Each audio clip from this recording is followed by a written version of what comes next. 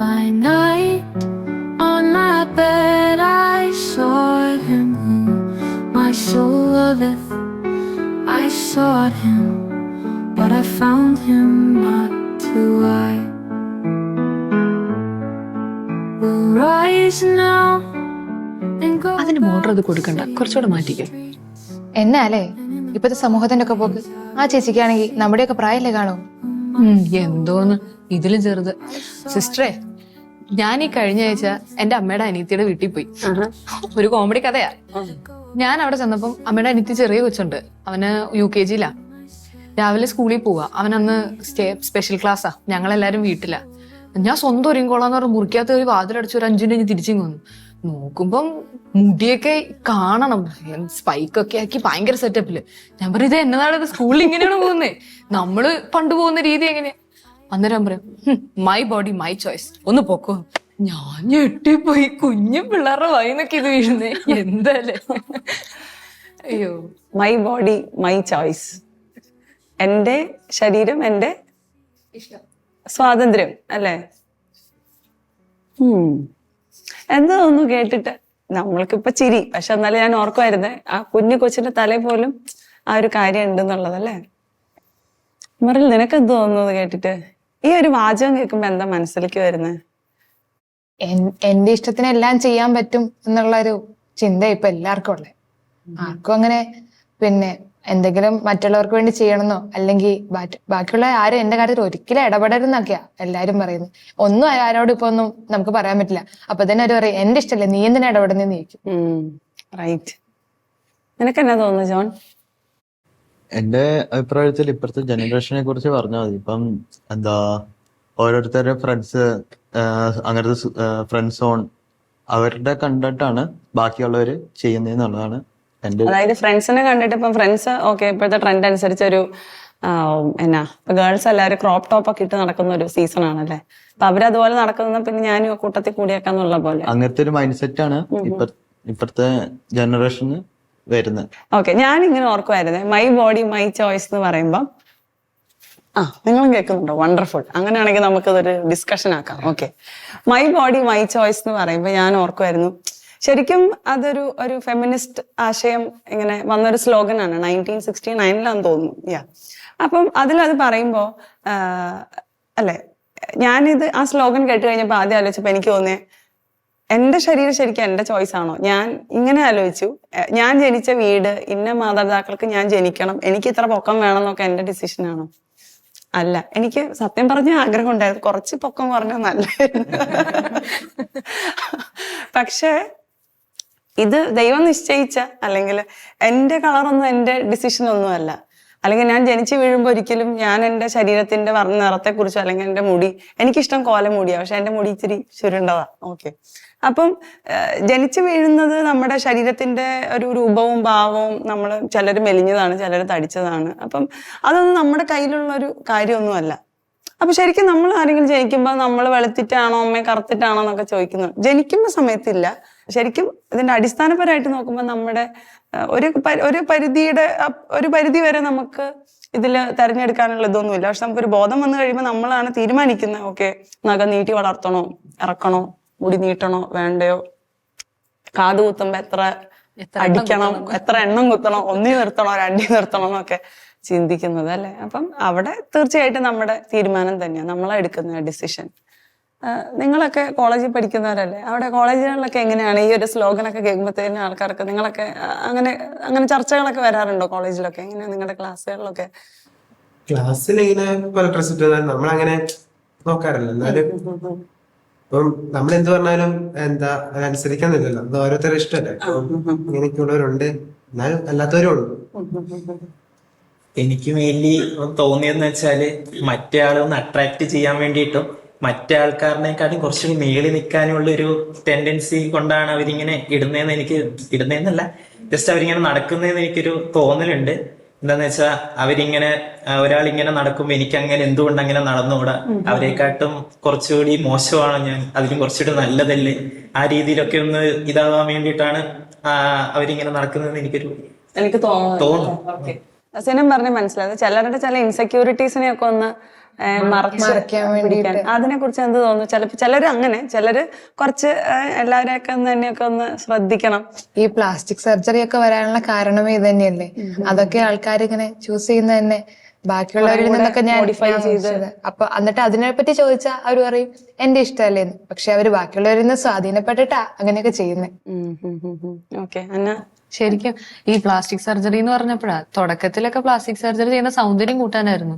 മനുഷ്യന്മാര് പട്ടിയുടെ രൂപത്തിലും പൂച്ചയുടെ രൂപത്തിലൊക്കെ ആയത് എന്താണെന്ന് അറിയത്തില്ല. അവരോട് ചോദിക്കുമ്പോൾ എന്തുകൊണ്ട് നിങ്ങൾ എങ്ങനെയായി, ഇറ്റ്സ് മൈ ചോയ്സ്, എന്റെ ഇഷ്ടമാണ്, അങ്ങനെയൊക്കെ ചോദിക്കുമ്പോൾ ശരിക്കും തോന്നി ഇത് ശരിക്കും ഇങ്ങനെയൊക്കെയാണോ, ദൈവം സൃഷ്ടിച്ചത് മനുഷ്യനായിട്ടല്ലേ, എന്തിനെങ്ങനെയൊക്കെ ചെയ്യുന്നത്?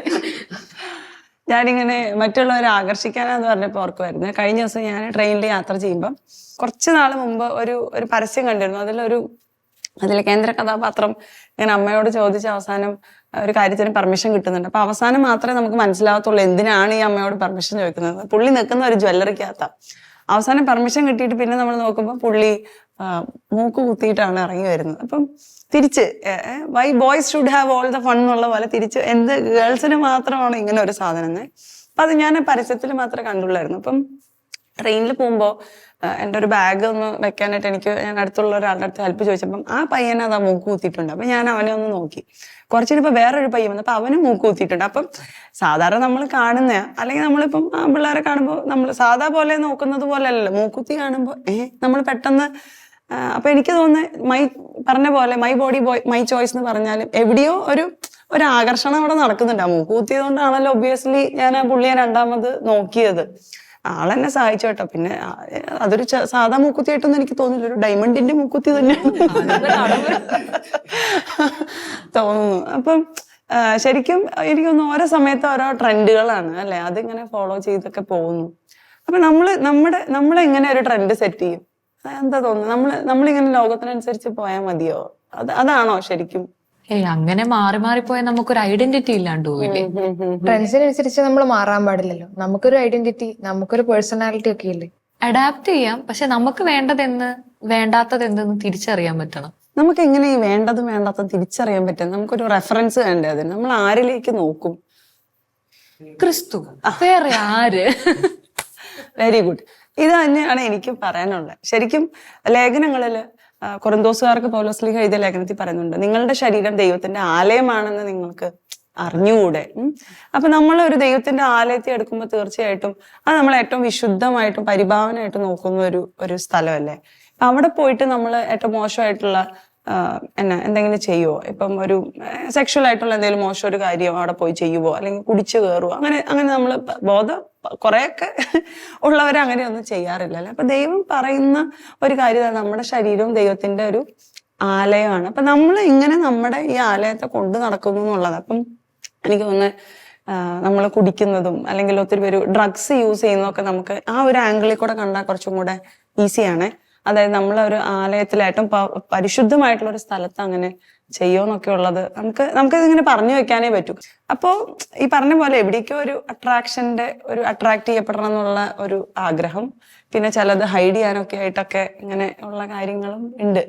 ഓക്കെ, പിന്നെ എനിക്ക് തോന്നുന്നു മൈ ബോഡി മൈ ചോയ്സ് എന്ന് പറയുമ്പോൾ ഒരു സാധനം കൂടെ നിങ്ങളുടെ മനസ്സിലേക്ക് വരണം. പ്രത്യേകിച്ച് എന്റെ ഗേൾസിനെ ഒന്ന് നോക്കട്ടെ, എന്തെങ്കിലും വരുന്നുണ്ടോ മൈ ബോഡി മൈ ചോയ്സ് എന്ന് പറയുമ്പോൾ? അബോർഷനൊക്കെ ഇപ്പൊ പറയുന്ന ടാഗ് ലൈൻ തന്നെ മൈ ബോഡി മൈ ചോയ്സ്. അബോർഷനെ കുറിച്ച് അതായിരുന്നു ഞാനും പ്രതീക്ഷിച്ച ഒരു വാക്ക്. അബോർഷനെ കുറിച്ചൊക്കെ നിങ്ങളൊക്കെ എന്ത് പറയുന്നു? അതൊക്കെ ശരിക്കും നമ്മുടെ ചോയ്സ് ആണോ? അബോർഷൻ തെറ്റാണോ ശരിയാണോ? എങ്ങനെ അതൊക്കെ നമ്മൾ ഡിഫൈൻ ചെയ്യാം? തെറ്റല്ലേ അത്? എന്തുകൊണ്ടാണ് നമ്മൾ തെറ്റാന്ന് പറയുന്നത്? അതൊരു ജീവനെ കൊല്ലല്ലേ, അതൊരിക്കലും ന്യായീകരിക്കാൻ പറ്റില്ലല്ലോ. നമുക്ക് ന്യായീകരിക്കാൻ പറ്റില്ല. കൊല്ലരുത് എന്ന് നമ്മളെ പഠിപ്പിക്കുന്നുണ്ടല്ലോ. ഓക്കെ, അപ്പം അത് ഒരു ദിവസമുള്ള കുഞ്ഞാണേലും ഒരാഴ്ചയുള്ള കുഞ്ഞാണേലും ഇനി ഉണ്ടായ കുഞ്ഞാണേലും ഒക്കെ സെയിം ജീവനല്ലേ. ഇറ്റ് ഈസ് നോട്ട് ലൈക്ക് എന്താ ഉണ്ടായ കുഞ്ഞിനെ വ്യത്യാസം, ഉള്ളിലുള്ള കുഞ്ഞിന് വേറെ അല്ലെ. നിങ്ങളുടെയൊക്കെ ഒരു കാഴ്ചപ്പാട് തന്നെ ഇപ്പൊ. പക്ഷെ നമ്മൾ കേൾക്കുന്ന ലോകത്തിൽ ഏറ്റവും കൂടുതൽ കേൾക്കുന്ന ഒരു കാര്യം, പ്രത്യേകിച്ചും സ്ത്രീകൾ ഈ സ്ലോഗൻ രൂപപ്പെട്ടത് തന്നെ ഫെമിനിസ്റ്റുകൾ എന്താ പറയുന്നത്, അവരുടെ ശരീരത്തിന്റെ ആരോഗ്യ പരിരക്ഷയും അവര് കടന്നു പോകുന്ന അവസ്ഥകളൊക്കെ പ്രൊട്ടക്ട് ചെയ്യാൻ വേണ്ടിയിട്ടാണ് ഈ ഒരു സ്ലോഗൻ തുടങ്ങിയത്. അപ്പം അങ്ങനെ നോക്കുവാണെങ്കിൽ നിങ്ങൾക്ക് എന്നാ തോന്നുന്നത്? ആ ഒരു പെർസ്പെക്റ്റീവിൽ നോക്കുകയാണെങ്കിൽ അബോർഷൻ നമുക്ക് ശരിയാണെന്ന് പറയാൻ പറ്റുമോ? അങ്ങനെ പറയുകയാണെങ്കിൽ അത് ശരിക്കും തെറ്റാണ്. എന്താന്ന് വെച്ചാൽ കർത്താവ് നമ്മുടെ ഇതിൽ പറയുകയാണെങ്കിൽ നമുക്ക് തന്ന ഒരു ദാനം അല്ലെങ്കിൽ ഇതാണ് കർത്താവ്, ഇതാണ് ഈ കുട്ടികൾ, അങ്ങനെ തലമുറ അപ്പൊ അതിങ്ങനെ ചെയ്യുന്ന മീൻസ് അങ്ങനെ ഒരു തലമുറയെ നമ്മള് ഒഴിവാക്കുന്നതൊക്കെ ഒരു തെറ്റായിട്ടാണ് തോന്നുന്നത്. എനിക്കൊന്ന് വചനം പറയുന്നുണ്ട്, മക്കള് ദൈവത്തിന്റെ ദാനമാണ് അല്ലെ. അപ്പം ഇത് ഈ കോണ്ടെക്സ്റ്റ് ലോകത്തിൽ ആക്സെപ്റ്റബിൾ ആണ് കൈൻഡ് ഓഫ്. അതായത് കല്യാണം കഴിഞ്ഞിട്ട് കുഞ്ഞുണ്ടാവുന്ന സമയത്ത് നമ്മൾ അബോർഷനെ പറ്റി. ഇനി ഈ സിനാരിയോ ഒന്ന് ആലോചിച്ച് നോക്ക്. കല്യാണം ഒന്നും കഴിഞ്ഞിട്ടില്ല, അല്ലെങ്കിൽ ഒരു റേപ്പ് കേസോ അല്ലെങ്കിൽ ഒരു എന്താ പറയുക, ഒരു റിലേഷൻഷിപ്പിൽ നിന്ന് ഒരു കുട്ടി പ്രഗ്നന്റ് ആവുന്നു. അവിടെ നമുക്ക് അബോർഷൻ ശരിയാണോ തെറ്റാണോ എന്ന് പറയാൻ പറ്റുന്നു? തെറ്റ് തന്നെയാണ്, തെറ്റാണ്. പിന്നെ അബോർഷൻ എപ്പോഴും കാരണം അബോർഷൻ എന്ന് പറയുന്ന ബേസിക് സാധനം എന്താ? കൊലയാണ്.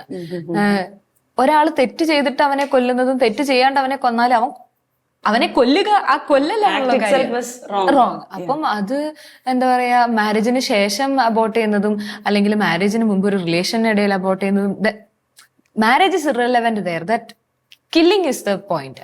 തെറ്റാ, അതൊരു കില്ലർ പോയിന്റ് ആണ്. അതെ. ഓക്കെ, ഞാന് നമുക്കറിയാലോ ഈ ഡിസ്കഷൻ ഇങ്ങനെ മൈ ബോഡി മൈ ചോയ്സ് എന്നുള്ളത് നമ്മളെ കാതുകുത്ത് നടത്തും, ടാറ്റു അടിക്ക് നടത്തും, പിന്നെ എന്താണ് നമ്മുടെ ഡ്രസ്സും നമ്മൾ എടുക്കുന്ന ഓരോ കാര്യങ്ങളും എല്ലാത്തിലും ഈ ഒരു ഡിസിഷൻ, നമ്മൾ കഴിക്കുന്നത്, നമ്മൾ ഉപയോഗിക്കുന്ന ഡ്രഗ്സ്, എല്ലാത്തിനും ഇതുമായിട്ട് റിലേഷൻ ഉണ്ട്. ഇപ്പൊ ഈ അബോർഷൻ എന്നുള്ളൊരു കാര്യം പറഞ്ഞതുകൊണ്ട് എനിക്ക് അതിനെക്കുറിച്ച് ആധികാരികമായിട്ടൊന്നും പറയാനില്ലെങ്കിലും എനിക്ക് ആഗ്രഹം ഇപ്പം പറയാൻ തോന്നുന്നത് എൻ്റെ ഒരു അനുഭവം പറയാന്. ഓക്കെ, ഞങ്ങളിങ്ങനെ ഹോം മിഷന് വേണ്ടിയിട്ട്, അതായത് ചില സ്ഥലങ്ങളിൽ പോവും, അവിടെ ഓരോ വീടുകളിൽ പോയിട്ട് പ്രാർത്ഥിക്കും. ആ വ്യക്തികൾ ഓരോരുത്തരെ കണ്ട് പ്രാർത്ഥിക്കും. അപ്പം സന്ദേശമൊക്കെ എടുത്ത് പ്രാർത്ഥിക്കുന്ന ഒരു രീതി. അപ്പം ഞങ്ങളൊരു വീട്ടിൽ, ഇവിടെ അല്ല, വേറൊരു സംസ്ഥാനത്തിലാണ്, വേറൊരു സ്റ്റേറ്റിൽ ഞങ്ങൾ പോയപ്പം അവിടെ ഒരു വീട്ടിൽ ചെന്നപ്പം അവിടെ ഒരു അപ്പൂപ്പനുണ്ട്, പിന്നെ അപ്പൂപ്പൻ്റെ ഒരു 3 പേരക്കുട്ടികളും ഉണ്ട്. അപ്പം ഈ മൂത്ത പേരക്കുട്ടി നല്ലൊരു സുന്ദരി കൊച്ച്. അപ്പൊ ചോദിച്ചപ്പം നമുക്ക് അവളെ മരിയാന്ന് വിളിക്കാം. ചോദിച്ചപ്പോൾ അവള് 10ലാണ് പഠിക്കുന്നത്. പിന്നെ അവൾക്ക് ഒരു അനിയത്തിയും ഉണ്ട്. എനിക്കൊന്ന് അവരൊരു 3ലും 2ലൊക്കെ പഠിക്കുന്ന 2 പേര്. അപ്പം എൻ്റെ അടുത്ത് പറഞ്ഞു, അപ്പം പറഞ്ഞു, സിസ്റ്റർ മരിയയ്ക്ക് വേണ്ടി പ്രാർത്ഥിച്ചോളം പറഞ്ഞ് ഞാൻ മരിയയുടെ മുറിയിലേക്ക് പോവാ. അപ്പൊ മരിയയുടെ മുറിയിൽ പോയി കഴിഞ്ഞപ്പം അവളുടെ കട്ടിലിൽ ഒരു കുഞ്ഞു വാവ, എനിക്ക് തോന്നുന്നു ഒരു 2 മാസമുള്ള ഒരു കുഞ്ഞു വാവ. അപ്പോൾ ഞാൻ ഓർത്തു, ഓക്കെ, മരിയയുടെ ഒരു അനിയനും അനിയത്തിയും 3ലും 2ലും ഒക്കെ ആണല്ലോ, അപ്പൊ ചിലപ്പോ ഇത് മരിയയുടെ നമ്മള് പുറത്ത് കാണാത്ത അടുത്ത അനിയനായിരിക്കും എന്ന് ഓർത്തു. പക്ഷെ അന്നേരമാണ് മരിയ പറയുന്നത് അത് മരിയയുടെ കുട്ടിയാണ്. ഓക്കെ, അപ്പം എന്നെ അത് ഭയങ്കരമായിട്ട് ഞെട്ടിപ്പിച്ചു. കാരണം ഞാൻ ന്യൂസ് പേപ്പറിൽ കണ്ടിട്ടുള്ളതും, അല്ലെങ്കിൽ എനിക്കിപ്പോഴും ഓർമ്മയുണ്ട്, ഒരു ഹോളിവുഡ് സിനിമയൊക്കെ ഞാൻ കണ്ടത്, ആ പെൺകുട്ടി സ്കൂളിൽ പഠിക്കുന്ന സമയത്ത് പ്രഗ്നന്റ് ആവുന്നതൊക്കെ. അപ്പൊ ഞാൻ സിനിമയിലൊക്കെ ഇത് കണ്ടിട്ടുള്ളൂ. പക്ഷെ that was the first time that I was really അത് ഇങ്ങനെ നമ്മുടെ മുമ്പിൽ കാണുന്നത്. അപ്പൊ എനിക്ക് പെട്ടെന്ന് ഈ കുട്ടീനെ കുറിച്ചിട്ടുള്ള ഒരു എന്താ പറയുക, എന്റെ മനസ്സിൽ വന്നത് ഒരു നെഗറ്റീവ് വൈബാ. അതായത് ഈ കുട്ടി ഇത്ര കാര്യമാണോ എന്നുള്ള ഒരു സാധനമേ. പക്ഷെ അപ്പൊ ആ സമയത്ത് ഞാൻ എന്തിനാ പോയിട്ടുള്ളത്, ഞാൻ അവൾക്ക് വേണ്ടി പ്രാർത്ഥിക്കാനാ പോയിട്ടുള്ളത്. അപ്പൊ ഞാൻ ആ സമയത്ത് ഈശോയോട് ചോദിച്ചു, ഈശോയെ, ഞാൻ എന്താ ഈ മോളോട് ഞാൻ പറയണ്ടേ, ഞാൻ എന്താ ഇവളോട് പറയണ്ടേ, അല്ലെങ്കിൽ ഇങ്ങനെയല്ല ഞാൻ ചോദിച്ചത്, എൻ്റെ ഉള്ളിലൊരു ഫീലിലാണ് എനിക്ക് എന്താ ഒന്നാലും എന്നുള്ള രീതിയിൽ ചോദിച്ചു കഴിഞ്ഞപ്പം എൻ്റെ അടുത്ത് ആദ്യം ഈശോ പറഞ്ഞത്, എൻ്റെ മകളെ വിധിച്ചു പോകരുത് എന്നുള്ള ഈശോയുടെ ഒരു പ്രസ്താവന. എൻ്റെ മകളെ നീ വിധിച്ചു പോകരുത്. അപ്പൊ ഞാൻ പെട്ടെന്ന് ഞെട്ടി. അപ്പം പിന്നെ ഈശോ പറയുന്ന ഇതാണ്, നിനക്ക് അറിയത്തില്ല എന്ത് കാരണം കൊണ്ടാണ് അവളിങ്ങനെ ഒരു റിലേഷൻഷിപ്പിലായതും അവൾക്കൊരു കുഞ്ഞുണ്ടായതും, അതുകൊണ്ട് നിനക്ക് അവൾ എന്തുകൊണ്ട് ഇങ്ങനെയാന്നുള്ള അറിയാത്തത് കൊണ്ട് നീ അവളെ വിധിക്കരുത്. അപ്പൊ ഞാൻ അവളോട് ഈശോയോട് ചോദിച്ചു, ഈശോയെ, ഞാൻ അവളോട് പറയണ്ടേ? അപ്പൊ ഈശോ പറഞ്ഞു, നീ അവളോട് ഈശോ അവളെ സ്നേഹിക്കുന്നു എന്ന് പറയാൻ പറഞ്ഞു. അപ്പൊ എനിക്ക് വേറെ ഒന്നും പറയാനുമില്ല. ഞാൻ അവളോട് പറഞ്ഞു, മരിയ, ഈശോ നിന്നെ സ്നേഹിക്കുന്നു, നീ ആയിരിക്കുന്ന പോലെ നിന്നെ സ്നേഹിക്കുന്നു. ആ സമയത്ത് അവൾ അനുഭവിച്ച ഒരു സ്നേഹവും ഒരു സന്തോഷവും ഒരു ആശ്വാസവും ഉണ്ട്. എനിക്ക് തോന്നുന്നത് ഒരു ദൈവസ്നേഹം അനുഭവിച്ച അവളൊരു 1/2 മണിക്കൂർ അവള് ഇരുന്ന് കരഞ്ഞു. അതൊരു ഹീലിംഗ് നടക്കുന്ന പോലെ എനിക്ക് അവിടെ തോന്നി. എനിക്ക് അവിടെ ഒന്നും ചെയ്യാനില്ലായിരുന്നു. അവിടെ ആ കണ്ണുനീരിന്റെ ഇടയിൽ കുറെ ബോധ്യങ്ങൾ ഈശോൾക്ക് കൊടുക്കുന്ന പോലെ തോന്നി. പിന്നെ അവൾ പറഞ്ഞു, എന്നിട്ട് പിന്നെ അവളുടെ കഥ ഇങ്ങനെ പറയുവാണ്, ഒരു സ്പോർട്സ് ഡേക്ക് കണ്ട ഒരു പയ്യനാണ്, അതൊരു 8ാം ക്ലാസ്സിൽ പഠിക്കുന്ന ഒരു പയ്യനുമായിട്ടുള്ള റിലേഷൻഷിപ്പിലാണ് ഇവൾക്ക് ഈ കുഞ്ഞുണ്ടാവുന്നത്. അപ്പം വീട്ടിലെ ആകെ പ്രശ്നമാവുന്ന ആസ് യൂഷ്വൽ. ഇവരൊക്കെ പുറത്തിറങ്ങിയാലുള്ള അവസ്ഥ എന്തായിരിക്കും? ഗ്രാൻഡ് മദറൊക്കെ ഇറങ്ങി പോകുന്നുണ്ട്. അങ്ങനെ ഇവളുടെ പ്രതീക്ഷയും പ്രത്യാശയും ഒക്കെ പോയി. പക്ഷെ എനിക്ക് ഇതിൽ അത്ഭുതം തോന്നിയ ഒരു കാര്യം, നമ്മളൊക്കെ ആണെങ്കിൽ, അല്ലെങ്കിൽ ഇന്നത്തെ സൊസൈറ്റിയിൽ ആദ്യം പറയുന്ന കാര്യം എന്തായിരിക്കും? അബോർട്ട് ചെയ്യുക, അല്ലെ? എപ്പ ചെയ്തെന്ന് ചോദിച്ചാൽ, കാരണം പ്രോ ചോയ്സുകാർ അപ്പം തന്നെ കൊടി പിടിച്ച് വരുമായിരിക്കും പറഞ്ഞിട്ട്, അതായത് ഇത് ശരി അല്ല, അത് ചെറിയ കുട്ടിയാണ്, ആ കുട്ടിയുടെ ബോഡിക്ക് വേറൊരു കുട്ടീനെ സപ്പോർട്ട് ചെയ്യാനുള്ള ഇതൊന്നും ആയിട്ടില്ല, അല്ലെങ്കിൽ ഇവള് കേപ്പബിൾ അല്ല ടേക്കപ്പ് ചെയ്യാനായിട്ടെന്നുള്ള കാര്യങ്ങളൊക്കെ ആയിരിക്കും. പക്ഷെ എന്ത് തന്നെ ആയാലും കോച്ച് അതിനെയൊക്കെ അതിജീവിച്ച് അവൾ ആ കുഞ്ഞിന് ജന്മം കൊടുത്തു. ഓക്കെ, അപ്പം അതെന്നെ അത്ഭുതപ്പെടുത്തി. പക്ഷെ എന്നാലും നമ്മൾ ചില കേസുകൾ ഇങ്ങനെ പറയുമല്ലോ, റേപ്പ് കേസിൽ കുട്ടി ഉണ്ടായാൽ അത് ഭയങ്കര ബേർഡൻ ആണെന്നൊക്കെ പറയുന്നിടത്ത് അങ്ങനെ ഇവളിരുന്ന് കരയുന്നു, ഞാൻ ഇവളെ കേൾക്കുന്നു. അപ്പൊ ആ സമയത്ത് ഞങ്ങൾ ആ കുഞ്ഞിനെ എടുത്ത് ഞാനൊന്ന് എൻ്റെ മടി വെച്ചായിരുന്നു. ഓക്കെ, അപ്പൊ ഇങ്ങനെ ഇവള് കരഞ്ഞ് പറയുന്നതിൻ്റെ ഇടയ്ക്ക് ഈ കുഞ്ഞ് പെട്ടെന്ന് ഉറക്കത്തിൽ ഒന്ന് ചിരിച്ചു. അപ്പൊ ഞാനാണെങ്കിൽ ഇവളുടെ ഇങ്ങനെ എന്താ പറയുന്നത്, ആ കഥ കേട്ടിങ്ങനെ അവളോട് എമ്പതൈസ് ചെയ്ത് ഇങ്ങനെ ഇരിക്കുന്ന സമയത്ത് ആണ് ഈ കുഞ്ഞ് ചിരിക്കുന്നത്. അപ്പം ശരിക്കും പറഞ്ഞാൽ അതുവരെ കരഞ്ഞുകൊണ്ടിരുന്ന ഞങ്ങൾ രണ്ടുപേരും ഈ കുഞ്ഞിന്റെ ചിരി കണ്ടപ്പോൾ പെട്ടെന്ന് ഞങ്ങളും ചിരിച്ചു. അവൻ മെല്ലെ അവന്റെ കുഞ്ഞി കണ്ണൊക്കെ തുറന്ന് അതിനൊന്ന് നോക്കി. അപ്പൊ ഞങ്ങൾ നോക്കി, അവൻ ചിരിച്ചു. അപ്പൊ ഞാൻ ഓർക്കായിരുന്നു, ശരിക്കും പറഞ്ഞ ഈ കുഞ്ഞെന്ന് പറയുന്നത് ശരിക്കും ഒരു ശാപമൊന്നും അല്ല. അതായത് അല്ലെങ്കിൽ ഇങ്ങനത്തെ ഒരു കാര്യത്തിൽ ഒരു കുഞ്ഞിനെ കൺസീവ് ചെയ്താൽ ആ കുഞ്ഞ് അമ്മയുടെ കൂടെ ജീവിച്ചാൽ അത് അവൾക്കൊരു ശാപമായിട്ടൊന്നുമല്ല മാറുന്നത്. എനിക്ക് തോന്നുന്നു അവളുടെ ഭയങ്കര ഒരു നിരാശയുള്ള ജീവിതത്തില് ഒരു കുഞ്ഞു വെട്ടം അല്ലെങ്കിൽ ഒരു പ്രത്യാശ, അല്ലെങ്കിൽ അവനാ ദുഃഖത്തിന്റെ അറ്റ്മോസ്ഫിയറെ മാറ്റി. ഞങ്ങൾ രണ്ടുപേരും ചിരിച്ചു. അപ്പൊ പിന്നെ അവന്റെ കാര്യമായി. അപ്പം എനിക്ക് തോന്നുന്നു ഒരു പക്ഷെ അവൾ ആ കുഞ്ഞിനെ അബോർട്ട് ചെയ്തിരുന്നെങ്കിൽ കുറ്റബോധത്തിന്റെ ലിസ്റ്റിൽ ഒരു സാധനം കൂടെ ആഡ് ആവും. ഞാൻ ഈ ഒരു കുഞ്ഞിനെ കൊന്നല്ലോ, അങ്ങനെ ഒത്തിരി പേര് ഇപ്പോഴും വേദനിക്കുന്നവരും ഉണ്ട്. അബോർഷൻ ചെയ്തു കഴിഞ്ഞിട്ട് ഇപ്പോഴും ആ കുറ്റബോധത്തിലുള്ളവരുണ്ട്. അതിന് പകരം ഇവൾ ഈ ഒരു കാര്യം ഓപ്റ്റ് ചെയ്തത് കൊണ്ട് ഒരു എനിക്ക് എന്താ പറയാ, അവള് നന്നായിട്ടൊന്ന് കുമ്പസാരിച്ചു കഴിഞ്ഞിട്ടും ആ കുഞ്ഞിനെ പ്രതി സന്തോഷത്തോടെ ജീവിക്കണം എന്നുള്ള ഒരു ചിന്ത അവൾക്കുണ്ട്. അല്ലെങ്കിൽ ഈശോ അവൾക്ക് കൊടുത്ത വചനവും ജെറമ്യ 29:11 അവളെ കുറിച്ചൊരു പദ്ധതി ഉണ്ട്, അത് നാശത്തിനുള്ളതല്ല ക്ഷേമത്തിനുള്ളതാണെന്നുള്ള ഒരു വചനമായിരുന്നേ. അപ്പം ആ ഒരു എന്താ പറയുന്നത്, കർത്താവിന്റെ ഒരു സ്നേഹത്തിന്റെ ഒരു ഇടപെടലും ആ കുഞ്ഞുള്ളത് കൊണ്ട് ജീവിക്കാനുള്ള ഒരു പ്രത്യാശയും അതൊക്കെ വേറെ ഒരു വൈബായിരുന്നു. അപ്പം എനിക്കറിയത്തില്ല, ഒരു സൈഡില് പ്രോ ചോയ്സ് എന്ന് പറയുമ്പോഴും പ്രോ ലൈഫിന്റെ ഒത്തിരി ബ്യൂട്ടി നമ്മൾ കാണപ്പെടാതെ ഈ ലോകത്ത് നടക്കുന്നുണ്ട്. അതൊക്കെ ഒന്ന് എല്ലാവരും ഒന്ന് അറിഞ്ഞിരുന്നെങ്കിൽ ഞാനിങ്ങനെ ഓർത്തുപോയി. അപ്പം ഇത് എൻ്റെ കണ്ണ് തുറപ്പിച്ച ഒരു സംഭവമായിരുന്നു. ഇങ്ങനെ ഒരു എന്ത് തിന്മേനെയും നന്മയാക്കാൻ പറ്റുന്ന ഒരു കർത്താവ് അല്ലെ. റോമ 8:28 പറയുന്നുണ്ട്, ദൈവത്തെ സ്നേഹിക്കുന്നവർക്ക് അവിടുത്തെ പദ്ധതി അനുസരിച്ച് വിളിക്കപ്പെട്ടവർക്ക് സകലതും നന്മയ്ക്കായി പരിണമിക്കും. അപ്പം അങ്ങനെ ഒരു എന്താ പറയുന്നത്, അങ്ങനെ ഒരു നല്ല വ്യൂ കൂടെ ഇതിനുണ്ട്. അപ്പം ഇവിടെ ഇപ്പൊ നമുക്ക് എന്താ ഒരു ഇത് ശരി ഇത് തെറ്റെന്ന് എൻ്റെ അപ്പുറത്തേക്ക് ക്രിസ്തുവിൽ നോക്കി നമ്മുടെ ശരീരമാകുന്ന ദൈവത്തെ ആലയത്തെ നമുക്ക് മഹത്വപ്പെടുത്തി നല്ല രീതിയിൽ ജീവിക്കാനായിട്ട്, അല്ലാതെ ലോകത്തിന്റെ ഒഴുക്കിനൊത്ത് നമ്മൾ പോയാൽ ഇങ്ങനെ അതിങ്ങനെ മാറിക്കൊണ്ടേ ഇരിക്കുമല്ലോ, അങ്ങനെ ആവാതിരിക്കാനായിട്ടൊക്കെ നമുക്ക് പരിശ്രമിക്കാം. നന്നായിട്ട് ജീവിച്ച് നമുക്ക് കാണിച്ചു കൊടുക്കാം. എന്തായാലും അവനെ ഒന്ന് ഇത്തിരി കൂടെ വലുതായി കഴിയുമ്പോൾ അവന് നമുക്കൊരു സ്റ്റഡി ക്ലാസ് കൊടുക്കാം, വേണ്ടി വരും. അപ്പൊ തീർച്ചയായിട്ടും ദൈവത്തിന് നമ്മുടെ ശരീരത്തെക്കുറിച്ചും നമ്മളെക്കുറിച്ചും നല്ലൊരു പദ്ധതി ഉണ്ടെന്നൊക്കെ നമ്മളിങ്ങനെ നേരത്തെ ചിന്തിച്ചല്ലോ. അപ്പൊ നമ്മള് ഈ പറഞ്ഞ പോലെ ലോകത്തിന്റെ ട്രെൻഡുകളൊക്കെ ഇങ്ങനെ മാറിക്കൊണ്ടിരിക്കും. നമ്മുടെ കുഞ്ഞു പയ്യൻ ഇന്ന് ഡ്രസ് ഇട്ടപ്പോ ഇങ്ങനെ പറഞ്ഞെങ്കിൽ ഇനി അവൻ എന്തൊക്കെ കാണാൻ കിടക്കുന്നു, വീട്ടുകാരിഞ്ഞ് എന്തൊക്കെയൊക്കെ അതെ കാണാൻ കിടക്കുന്നു അല്ലേ. ഒരു പക്ഷെ നമ്മുടെ ഫ്രണ്ട്സും അല്ലെങ്കിൽ എനിക്ക് തോന്നുന്നു നമുക്ക് അവരോട് പറയാൻ പറ്റണം. അതായത് നമുക്കിപ്പം ഈ പറഞ്ഞ പോലെ കാത് കുത്തുന്നതും കുറെ കമ്മലിടുന്നതും അല്ലെങ്കിൽ പുതിയ ട്രെൻഡ് അനുസരിച്ച് പോകുന്നതൊക്കെ ശരിയാണോ തെറ്റാണോ എന്നൊന്നും വാദിക്കാനൊന്നും പറ്റത്തില്ല. പക്ഷെ ഈ പറഞ്ഞ പോലെ ദൈവത്തിന്റെ ശരീരമാണ്, ദൈവത്തിന്റെ ആലയമാണ് എൻ്റെ ശരീരം എന്നുള്ളൊരു കാഴ്ചപ്പാടിലൂടെ കാണുമ്പോൾ അത് ഏറ്റവും വിശുദ്ധിയോടുകൂടെ കൊണ്ട് നടക്കുക. നമ്മളിങ്ങനെ ശരീരത്തെ ഒട്ടും കൺസിഡർ ചെയ്യരുത് അങ്ങനെയൊന്നുമല്ല പറയുന്നത്. ഏറ്റവും നന്നായിട്ട് ഗ്രൂം ചെയ്ത് തന്നെ കൊണ്ട് നടക്കണം, നന്നായിട്ട് കൊണ്ട് നടക്കണം, നന്നായിട്ട് ഡ്രസ്സ് ചെയ്യണം.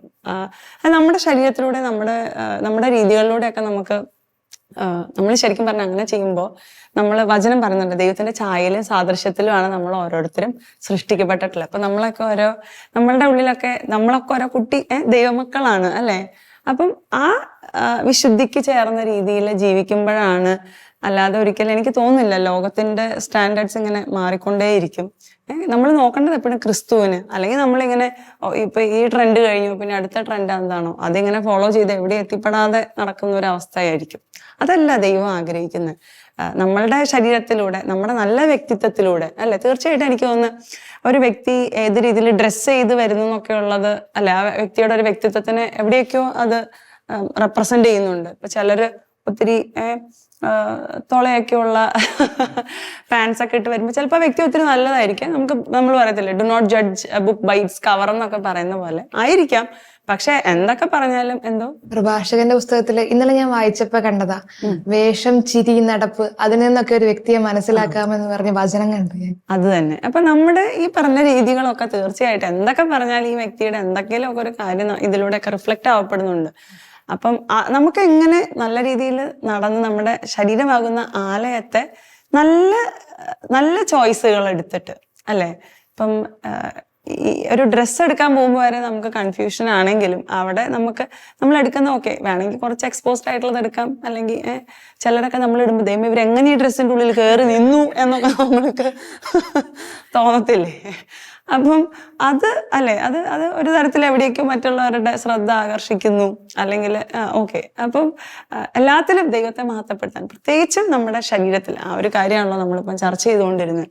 അത് ഇപ്പം ഏത് ട്രെൻഡാണെങ്കിലും നമുക്കതൊന്ന് ഡിസേൺ ചെയ്യാനായിട്ട് പറ്റട്ടെ. പിന്നെ അതുപോലെ ഇപ്പം പ്രോ ചോയ്സ് എന്നുള്ളൊരു സാധനം കൂടുതൽ ലോകത്തിൽ കേൾക്കുന്നത് കൊണ്ട് നമുക്കൊക്കെ ഒരു പ്രോ ലൈഫ് ആയിട്ട് ജീവന് വേണ്ടി നിൽക്കുന്ന, അല്ലെങ്കിൽ നമ്മുടെ ശരീരത്തിൽ നമുക്ക് എന്തും കാണിക്കാം എന്നുള്ളതിൻ്റെയൊക്കെ അപ്പുറത്തേക്ക് ദൈവം തന്ന ഈ ഒരു ശരീരം, ദൈവത്തിന്റെ ആലയമാകുന്ന ഈ ശരീരം വലിയ ഇതൊന്നും കൂടാതെ തിരിച്ച് ദൈവത്തിന് കൊടുക്കാനുള്ള ഒരു കടപ്പാടൊക്കെ നമുക്കുണ്ട്. അപ്പം ആ ആലയത്തിൽ ദൈവത്തെ മഹത്വപ്പെടുത്തി ജീവിക്കാനായിട്ട് നമുക്ക് പരിശ്രമിക്കാം. അപ്പം ഈ ഒരു ട്രെൻഡ് നമ്മളിലൂടെ മുന്നോട്ട് പോട്ടെ. അതായത് എത്ര ഇങ്ങനെയൊക്കെ നിങ്ങളുടെ കൂടെയുള്ള നിങ്ങളൊക്കെ ഓരോ ക്യാമ്പസിലാണല്ലോ അല്ലെ, തീർച്ചയായിട്ടും ചിലപ്പോൾ നിങ്ങളെ കളിയാക്കാനോ എന്ന് അവർ ഇങ്ങനത്തെ ഇട്ടിട്ടേ വരത്തുള്ളൂ, അല്ലെങ്കിൽ അച്ചൻകുട്ടിയാണോ എനിക്കറിയത്തില്ല, അങ്ങനെയൊക്കെ ചിലപ്പം പറയുന്നുണ്ടാവും. അങ്ങനെയൊന്നും അല്ലെങ്കിലും പക്ഷെ നല്ല എക്സാമ്പിൾ സെറ്റ് ചെയ്യുന്ന നല്ല മാതൃകകളായിട്ട് നിങ്ങളുടെ കോളേജിലൊക്കെ നിങ്ങൾക്ക് നടക്കാൻ പറ്റട്ടെ. അപ്പോൾ ദൈവം നമ്മളെയൊക്കെ അനുഗ്രഹിക്കട്ടെ എന്ന് നമുക്ക് പ്രാർത്ഥിക്കാം.